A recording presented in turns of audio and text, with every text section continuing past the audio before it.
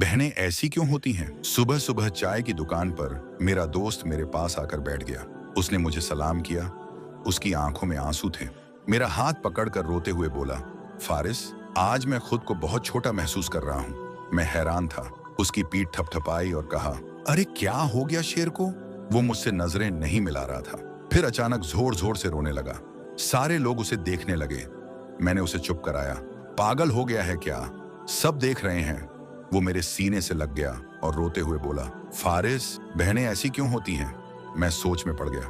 क्या हुआ तुम्हें? ऐसा क्यों बोल रहे हो? वो कहने लगा, फारिस, तुम्हें पता है, बहन की शादी को 6 साल हो गए हैं। मैं कभी उसके घर नहीं गया, न ईद पर, न किसी और मौके पर। माँ बाप जाते हैं कभी कभी। एक दिन मेरी बीवी मुझसे कहने लगी, जब भी तुम्हारी बहन आती है, उसके बच्चे घर का सारा हाल बिगाड़ देते हैं, खर्चा भी डबल हो जाता है। और तुम्हारी माँ हमसे छुपकर कभी उसे साबुन की डिब्बी देती है, कभी कपड़े, कभी डिटर्जेंट, तो कभी चावल का बोरा भरकर दे देती है। उन्हें कहो कि ये घर कोई चैरिटी सेंटर नहीं है। फारिस, मुझे बहुत गुस्सा आया। मैं खुद बड़ी मुश्किल से घर चला रहा हूँ और माँ बहन को सब कुछ दे देती है। एक बार बहन घर आई थी। उसके बेटे ने टीवी का रिमोट तोड़ दिया।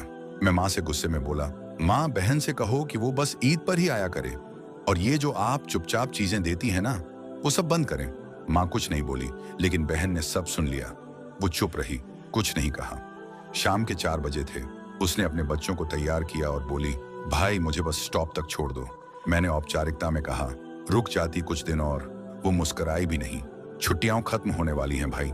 लॉन्ग जब जमीन का बंटवारा हो रहा था, मैंने साफ मना कर दिया।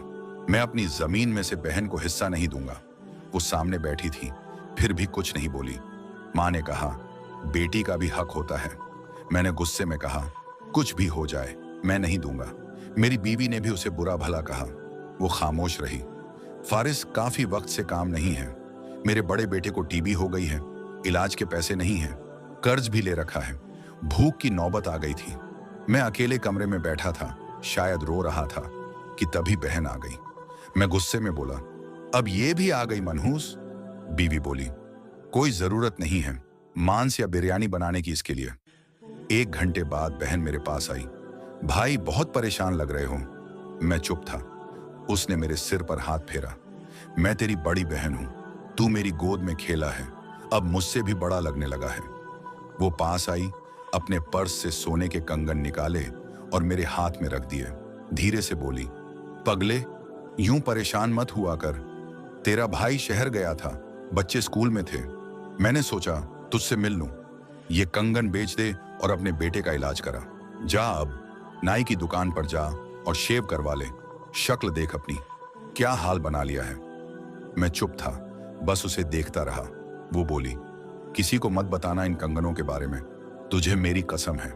उसने मेरे माथे को चूमा और 1000 रुपए दिए, जो छोटे छोटे नोटों में थे। शायद उसकी जमा पूंजी थी।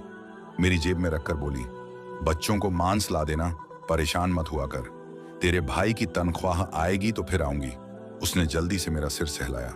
देख, तेरे बाल सफेद हो गए हैं, अब जा और शेव करवा ले। वो जल्दी में थी।